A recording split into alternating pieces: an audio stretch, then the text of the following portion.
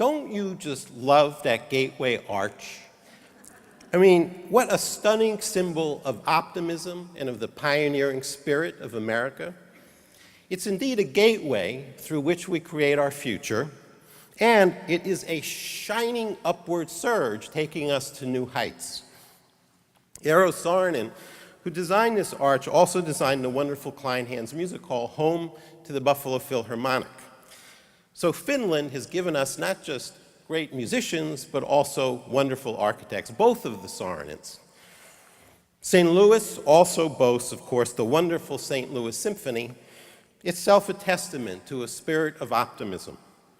Long in the forefront of the performance of American music, the symphony also pioneered our modern design of community engagement for large budget orchestras, a full 10 years before others caught on. And following the tough financial straits in 2005, the St. Louis Symphony has bounced back with all-time high records in revenue and in attendance. Most importantly, the quality of the musicians and the adventurousness of its music director, David Robertson, make the St. Louis Symphony among our most cherished orchestras. Across the river from the Gateway Arch lies East St. Louis. Its failing public school system was made famous by Jonathan Kozol's best-selling book, Savage Inequalities, a searing look into the inequity of support for the education of poor black children in America. Last year, the U.S. Department of Education released its Arts Education in Public Elementary and Secondary Schools report, covering the 10 years from 1999 to 2009. It reveals that arts education is largely inaccessible to poor children. The inequity is so great that Secretary of Education Arne Duncan declared it both an equity and a civil rights issue. This problem of access to the arts illustrates systemic flaws in our nation's education system, but it also paints a desolate picture of the future of orchestra audiences, musicians, volunteers, and administrators, for it predicts an ever smaller, more isolated and homogeneous pool of those who benefit from or care about our art form. So as we imagine the future of orchestras in 2023, there are reasons for both optimism and for pessimism. Our approach may depend on our answers to some key questions, such as how will we address the large-scale societal forces that impact us so profoundly? Or how will we leverage the voices of a new generation of music creators and interpreters who are leaving old boundaries behind? These are some of the questions you will have a chance to address in the next few days with the help of our speakers and your colleagues. But before we begin, I'd like to talk briefly about the last 12 months and where we are today. The image that represents our field for me is New York's Hudson River. I know this may sound odd, but the thing about the Hudson River, unlike the great Mississippi, is that the Hudson flows both north and south at the same time. Now, I know that sounds crazy, but it's really true. And to me, it's this pulling in opposite directions that seems like what's going on all across our field. We're deeply anchored in our traditions, yet simultaneously we're swept along by the currents of our new world. We have to hang on to our core audiences, but all signs suggest that the coming generations are pulling us towards something completely different. Or as a musician in the Detroit Symphony observed to me, I love playing in those new suburban venues and the work that we do with kids. But we also need to be in our terrific sounding concert hall where the orchestra sounds its best. How do we balance these two, he asked me. Indeed, navigating these cross currents is no easy task. To stay with this metaphor, we have some beacons, our bright lights, and we also have some turbulence. And for sure, we have witnessed more than our usual share of strikes and lockouts and bankruptcies. Each situation is, of course, unique, though. I would only observe that in these times of both rapid change and when traditional income streams are threatened, there is no margin for anything less than the highest quality of leadership from our boards, our managements, and from our musicians. And by high quality, I mean focused on a long-term vision while practicing open communication and dialogue and transparency. I mean empathy, the ability to put oneself in another's shoes on an ongoing basis, and being deeply engaged in building and sustaining trust. To encourage these qualities, the League will continue to make leadership development its top priority and largest resource commitment. And we'll also be turning increasingly to you to play your part in identifying emerging talent and leadership in your own organizations and creating pathways for its development. I would also note that while public perception cannot take precedence in navigating disputes, this discord takes a heavy toll on the reputation of our entire community of hundreds and hundreds of orchestras. I can tell you that the public conflict leads policymakers, funders, and the national media to make painful negative assumptions about our entire field, despite the fact that most of our members successfully rise to their challenges. These assumptions are very, very hard to dispel. But now let's turn to some beacons. And I want to start with our youth orchestras, our first point of connection to young people and instrumental performance. And at this time when the variety of musical options is unbelievably vast and the availability of passive digital engagement expands exponentially by the day, our youth orchestras have not only remained strong, but they've actually grown. Right here in St. Louis, the Youth Symphony has doubled in size in the last year. The San Diego Youth Symphony garnered the top prize in good governance from BoardSource, the national group promoting governance excellence. And across the country, our youth orchestras have also been on the front lines of tackling the inequities of music education in our communities while developing so much of the talent that our adult orchestras depend on. By now, we all know hockey great Wayne Gretzky's secret for scoring so many goals. He said, as you remember, "I skate to where the puck will be." Well, orchestras have been doing a lot of skating to where the puck will be, and in our case, to where the audience will be. The New World Symphony is one of our great beacons for taking innovation to the next level. They've not only been testing new concert formats, but they've been adjusting as they go, getting audience input, evaluating the results, and collaborating with the orchestras of San Diego, Charlotte, Memphis, Detroit, and Kansas City to extend this work outward across the country. That's what I call real research and development. And how about that venerated Cleveland Orchestra, whose musicians started a series at the Happy Dog Bar, and that grew into a neighborhood residency, which in turn resulted in major local economic impact. I told this story to a national media representative. She practically fell out of her chair when she heard this about the Cleveland Orchestra. Our smaller budget orchestras have long held deep and authentic connections to their communities and have ensured that people outside of our metropolitan areas have access to symphonic music. And they, too, are reaching new heights. In Stockton, California, the orchestra stepped up to take on a civic crisis, rampant gang warfare. With a commission and composer residency through our Music Alive program, the orchestra brought young people, civic leaders, and the entire community together using a new composition about conflict resolution to engage the community in the very tough but necessary conversations. We still have a very long way to go in addressing the ever more pressing imperative to diversify our boards, staff, musicians, repertoire, and audiences.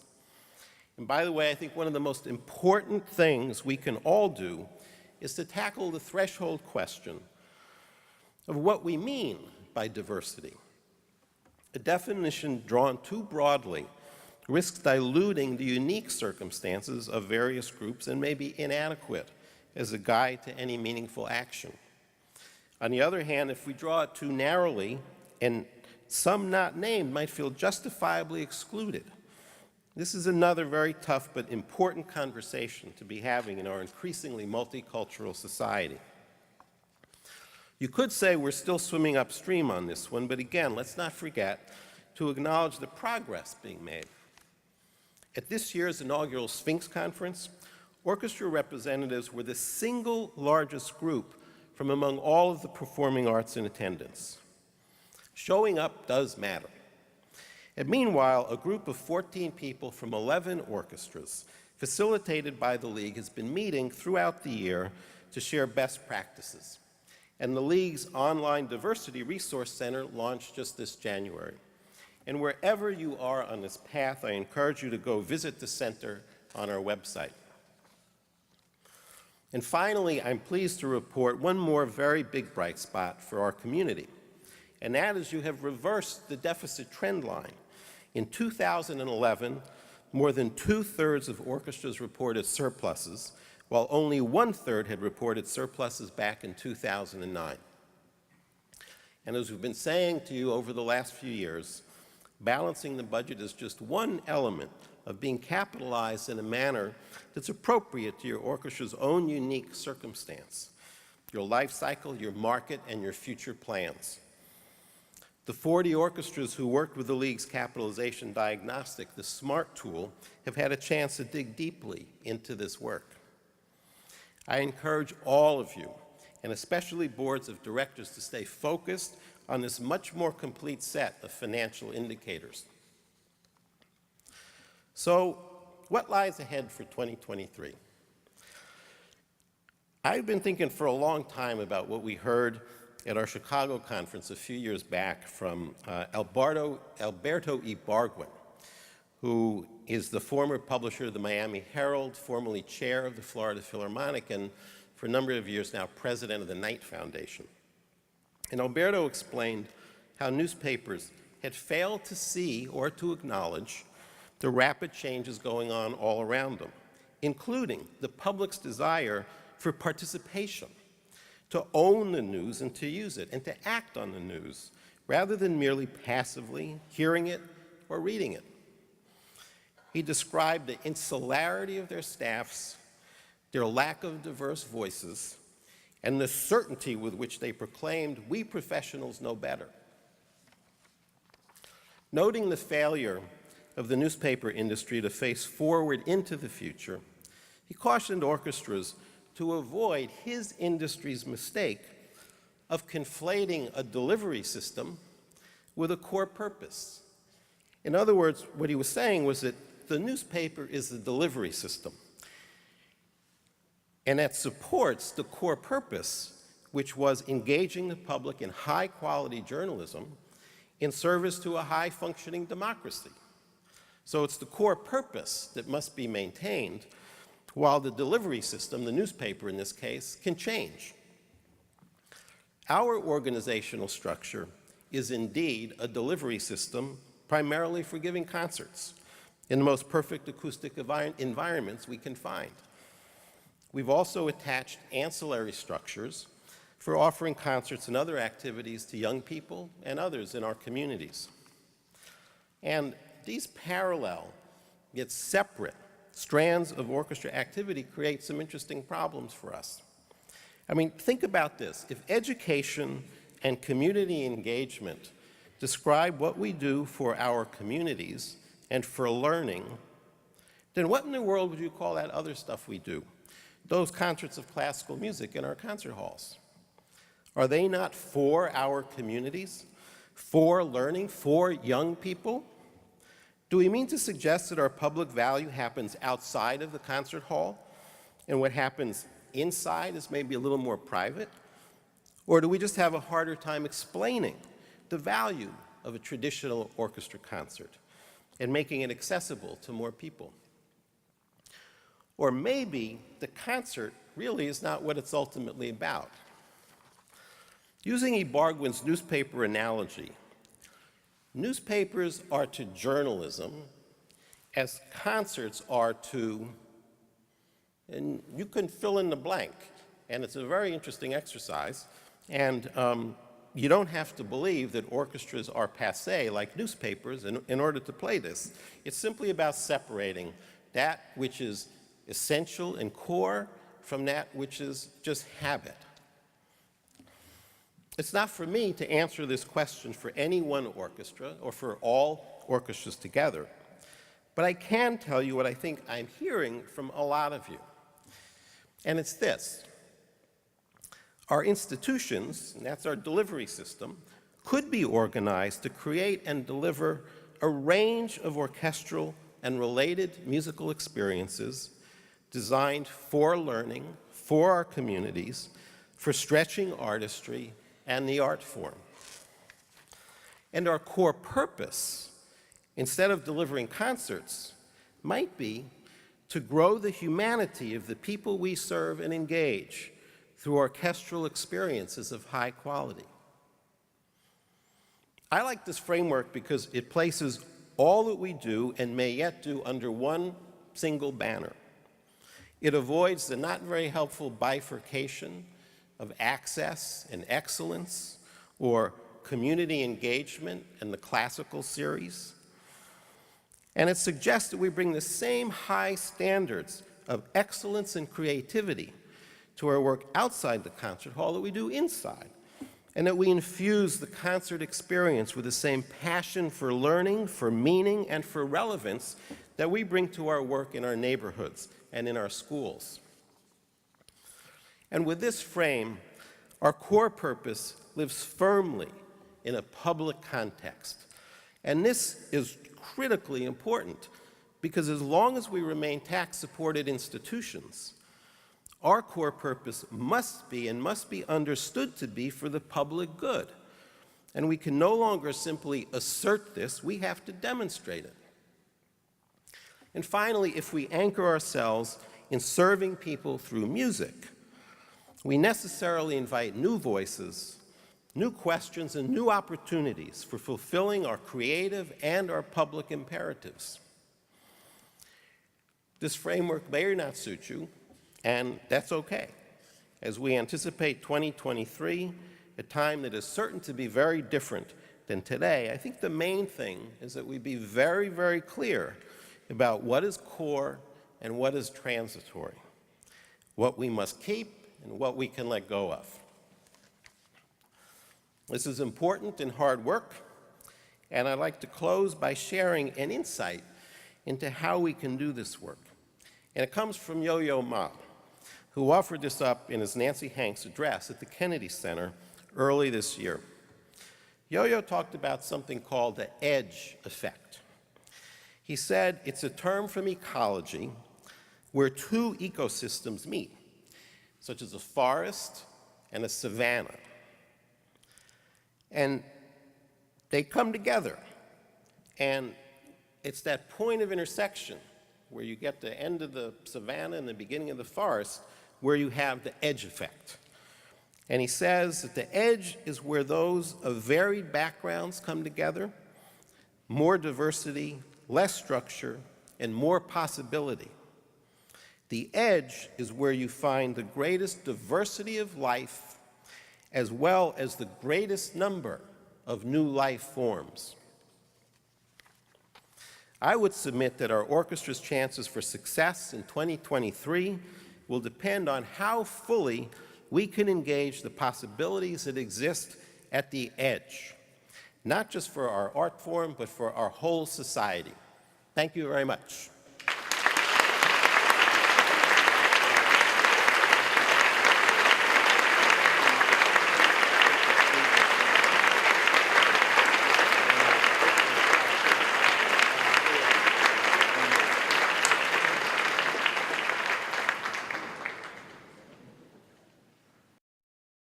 Okay, so most of us live in the present day and are maybe a little nervous about the future. Is that who's leaving? People nervous about the future? Come back, it's going to be all right. But our next speaker is someone who lives comfortably way out ahead of our time and who has devoted her professional life to helping people move forward. Elizabeth Merritt is the founding director of the Center for the Future of Museums. The center is a branch of the American Alliance of Museums, and it was created in 2008 to help museums understand the cultural, political, economic, environmental, and technological trends shaping the world, and to envision how museums can help their communities thrive in coming decades. Orchestras have a lot to learn from the experience of the museum world. Please welcome Elizabeth Merritt.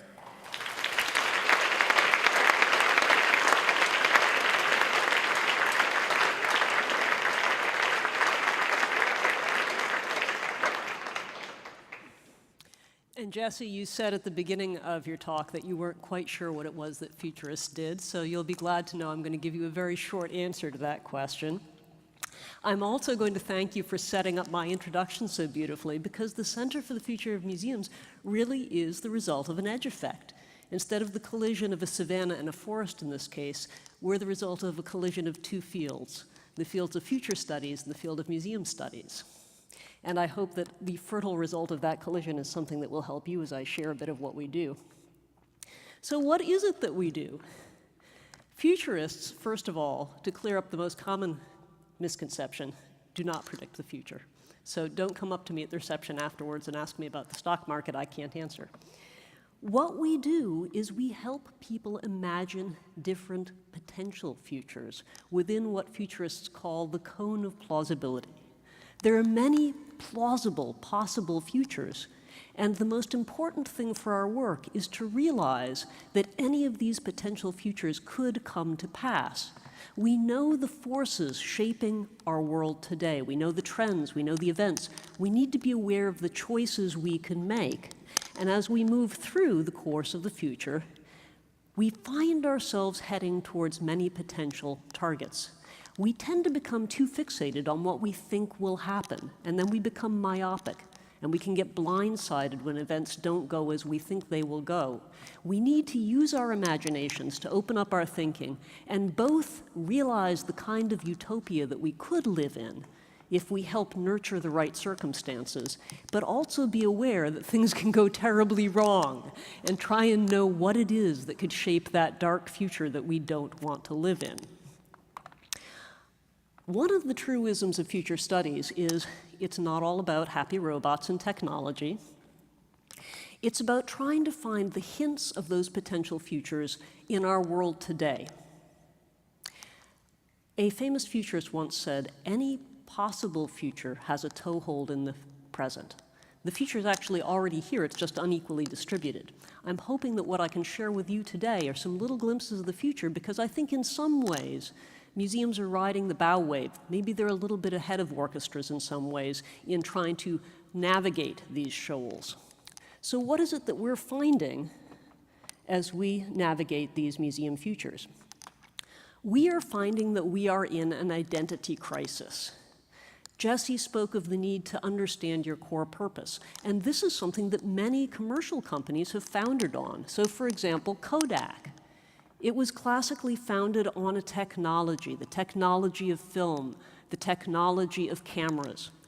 But they became so tied up in the technology, they forgot that the real experience that they were delivering, the emotions, could be done in other ways. And now, in fact, they've been overtaken by all sorts of other delivery mechanisms that mean that those Kodak moments can be shared instantly via people's cell phones over social media. Nothing is private anymore, and they're left in the dust because they were so focused on the mechanism that they forgot the heart of what they did, the sharing of memory and emotions.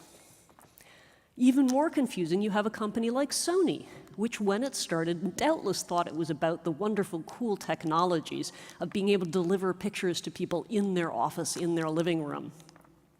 Things are a lot more complicated now. They're actually making most of their money from content. Not from the little gadgets they deliver the content through, but the actual films and music and pictures themselves. Actually, it gets even more complicated because they're making a lot of their money now selling insurance, strangely enough.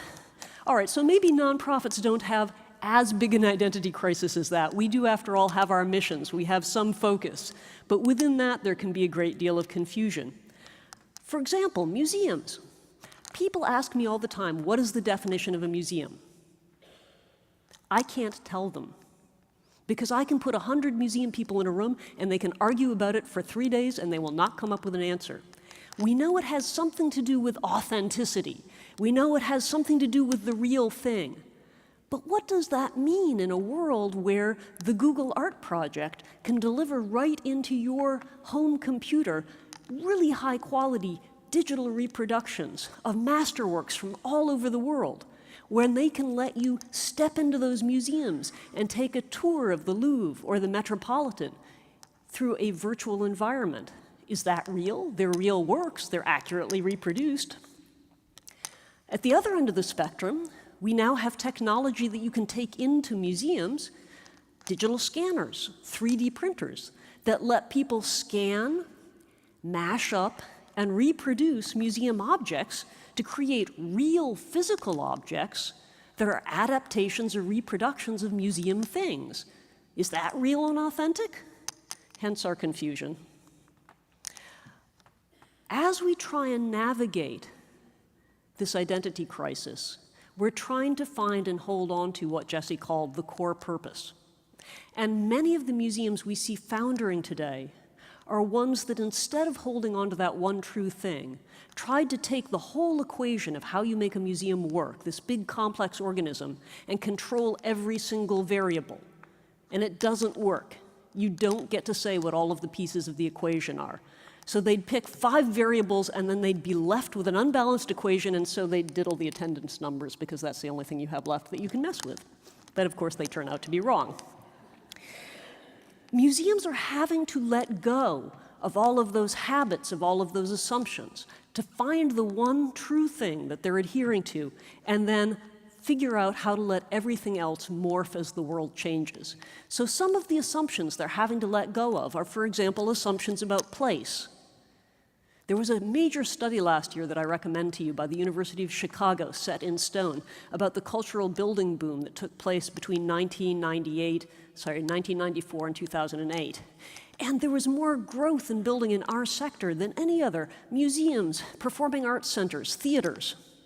The presumption was that if you had a big-name architect and a major new cultural center, people would come use it. Much of that assumption turned out to be wrong. Of the projects that they identified and studied, 80% of them went over budget, some by as much as 200%, and often the attendance projections were dead wrong. If you build it, they will not come unless it serves a community need. That was an assumption that didn't hold up. Time.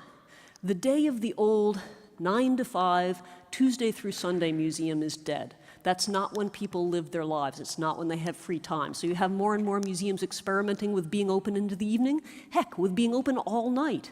When the Dallas Museum of Art experimented with this, they had people lined up at 2 and 3 in the morning to get into the museum, because that was a cool time to be there. You have museums having to let go of assumptions about content. I kid you not, this is the first Internet Cat Video Festival that was held at the Milwaukee Museum of the Walker Arts Center in Minneapolis last year. Invited to nominate their favorite Internet cat video, don't lie, I bet you have one, they got 10,000 nominations. They narrowed it down to a more navigable 79 to 80 videos. They opened up the lawn outside the museum, had a big screen projector, invited people to come watch the finalists, and they had 10,000 people show up on the lawn. The winner, by the way, was Henri Pas de Deux. I recommend it to your attention. I was voting for the surprise kitty. This is so popular, it's now gone on the road and may be coming soon to a museum near you. Was it serious content? Actually, one of their curators commented, this is material culture. One of the most important things a museum can do is help people think critically about material culture and about emerging forms of art. So yes, this was a very to the point of their mission. Museums are having to question assumptions about format. It's not necessarily the traditional 4 walls of the museum and you come and visit the museum. The museum may come to you. This is the Guggenheim BMW lab that's now traveling the world. It's a massive portable pop-up museum that helps cities examine their thoughts about design. It sets up in New York, in Berlin, in cities in China, and it says, come talk to us about urban design. What do you want the city to look like? What are the elements of design that make a city livable? We question assumptions about scale. A museum like the Smithsonian, can be tremendously proud if they have 1 million people come in one of their venues. And next year, they have a 10% increase. Well, as their director of digital initiatives, Michael Edson, says, the internet now reaches 2.4 billion people. Does that make you feel a little small? So what is the assumption about scale there? Should a truly national museum with international aspirations be thinking about how to scale up 10, 20, 100, 1,000 times? Conversely, are there museums that traditionally in their mission statement say, we want to be world class? Should they be thinking smaller? Should they be looking at their local audience and asking how they can best serve their community? And last of all, museums are having to rethink assumptions about structure and authority, because in some ways those are the assumptions that hobble all of these other variables. So the traditional museum where the director was in charge of curators who had all the status and authority, who told the educators what they could go interpret in the exhibits, that's all changing. And you have museums like the Oakland Museum of California restructuring their entire organizational chart to center on the community, to say, what is the community's opinion of what we should be collecting and preserving and interpreting? Because that is the core of our purpose. In the end, when that equation balances successfully, it's because you found a core purpose that is either essential, people cannot live without it, it's addictive, they don't want to live without it, or ideally both. How do we balance that equation? We look at the world around us and see what the trends are for the way people want to consume these essential and addictive experiences. And here are some of the trends that museums are having to navigate as they try and come to a balanced equation. First of all, people want experiences that are shareable. And I don't just mean walking into the museum with a friend and saying, hi, I want to look at this painting with you. They want to go in with their cell phone and take a photograph and share it on Twitter and Facebook. And this has so changed the whole premise of how museums mediate this interaction that most museums you go into nowadays don't have the old no photography signs, except for the Musée d'Orsay, where they actually have a protest movement that declares flash mob Sundays, where people descend on the museum with their cell phones and say, we're all taking pictures, what are you going to do, arrest us? It's France, they do arrest them. People want museums to be participatory. And this is not just participatory in the sense of here's an interactive exhibit, you can flip up the label. People really want to get their hands on, whether it's hands on your data. So for example, a lot of museums are inviting people to get online and actually be curators. And people are often experts about things that the museums are not expert about. So for example, historic photograph collections. You might know who's on that photograph. I, as the curator, don't know that it's your grandmother. You can go in and contribute that data. Sometimes it's physically participatory. This is an installation by Erwin Wurm at the San Francisco Museum of Modern Art called 1 Minute Sculptures, where the art consists of a series of props, pictures, and instructions inviting people to create a sculpture for 1 minute. It is highly participatory. Also highly social because people tend to need help from other audience members and then people want to laugh at them and take pictures, which goes back to the social and sharing.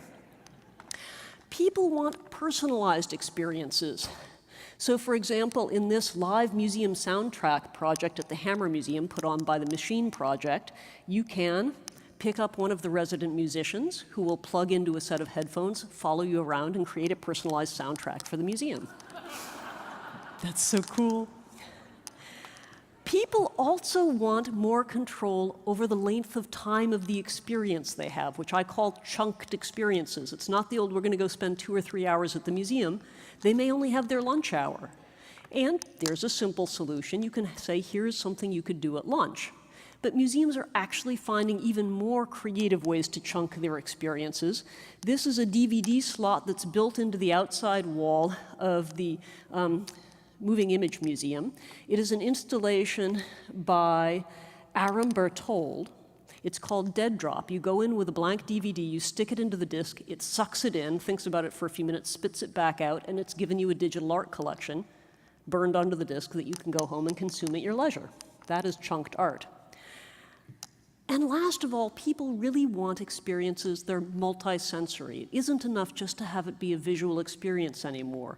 Most dramatically, museums are finally finding ways to break the barrier of don't touch, because we are now able to use technology, haptics, to take digital data and create the illusion of people being able to touch the things that previously were behind the velvet rope. And people want experiences that are distributed. It's not even necessarily going to the museum, it's how can the museum come to you? Whether that is, as in the upper right-hand corner here, the Museum of London taking augmented reality to project their historic photograph collection on real spaces where they were taken. So you can go around London taking a little tour of history by overlaying the photographs on what you're looking at. Or whether it's the National Portrait Gallery of Canada taking its portraits in the form of high-quality reproductions out onto the skateways so people can enjoy watching them while they're skating and playing hockey. They had to have very resilient reproductions because hockey pucks hit hard. I saw some of the dents on the early prototypes. You may notice that a lot of the things I mentioned in that short spiel involve technology. One of the dangers of thinking about the future is the shiny robots and the jetpacks. We get fixated on the technology. Here's a secret. It's never really about the technology. The technology just ignites and accelerates cultural change and helps shape people's expectations. So right now, what museums are suffering from isn't necessarily the inability to either afford technology or the knowledge to master it. It's the fact that people have come to expect them, even if they're a low-tech museum, to behave in the really highly engaging, integrated, distributed way that technology has come to lead them to expect. Do museums have to adapt to this expectation? Heck no. There are examples of successful museums that haven't changed in 150 years. This is the St. Johnsbury Athenaeum in St. Johnsbury, Vermont, up in the Northeast Kingdom. It was founded in 1871. Being an Athenaeum, it has a burgeoning library, but it also has a traditional art collection that doesn't have augmented reality, it doesn't have podcast tours, it hardly even has labels. And it's beautiful, and it's beloved by its community. And there are hardly any other museums like that in the country because it wasn't a highly successful model in the 21st century. It's certainly not in the 20th century, it's certainly not going to be in the 21st. There is always space to be traditional. There is always space to adhere to what worked in the past. It may just not be a very big space. So if we're looking ahead to see what the majority of museums might look like in the future, let's remember we're not trying to predict what that's going to be. We're trying to imagine the different possibilities. One possibility I can imagine is a fragmented world in which most museums stick to the traditional model of being inside the four walls, of presenting mostly non-participatory, authoritarian exhibits. And that's going to be fine. They're going to have dedicated audiences. But all of those addictive and essential art, history, and science experiences that they aren't providing are going to be provided by somebody else. So in this fragmented future, you can have things like the Google Art Project reaching out to bring art into people's homes. You can have things like specialized history projects, in this case, the LGBT community, saying this is contemporary living history that needs to go around the country and live in people's hometowns instead of just being in one national museum in DC. Let's take it on the road. It's going to have educational models like Khan Academy saying, darn it, there's no arts education in the schools anymore. Who's going to take art into the schools? We'll put it online and we'll find an effective way to teach kids who aren't getting arts education in their schools. It's a fragmented future that still has vibrant art, history, science, all of these experiences. It's just many of them don't live in museums. Conversely, I can see a future of ubiquity in which the majority of museums have chosen to be flexible, adaptive, immersed in their communities, and more of them may end up looking like Project Row Houses in Houston, which is founded on the premise that art is essential to the well-being of a community, and that a community's identity is housed in its historic structures. Is it historic houses? Yes. Is it about art? Yes. It also has a laundromat because that community desperately needs a laundromat. It has daycare for working mothers because otherwise they can't get jobs. It has educational vocational programs for the youth that need to go out and find futures in Houston. And it also has resident artists. And it also has preserved those historic row houses that were part of the fundamental identity of that neighborhood. So my challenge to you as you go through the conference for the next couple of days is take those two potential futures out of the many that are out there, fragmentation and ubiquity, and as Jesse said, fill in the word orchestra. In a fragmented future, if orchestras choose to fill a vital but more constricted role, who are the other players that are going to step in and provide those compelling addictive experiences? And in a ubiquitous future, what will an orchestra look like? What are all the ways it might be embedded in the community? How might it look very different from the community, from the museum, from the orchestra that you saw 20 years ago? So in 50 years, if you fast forward, and I say to somebody, what is an orchestra? I might get an answer as different as if I said to a child today, what is a phone? Because this isn't about making phone calls, it's about communication. It's about sharing. That's its core purpose. What is the core purpose of the orchestra, and what would it look like in a ubiquitous future? Thank you.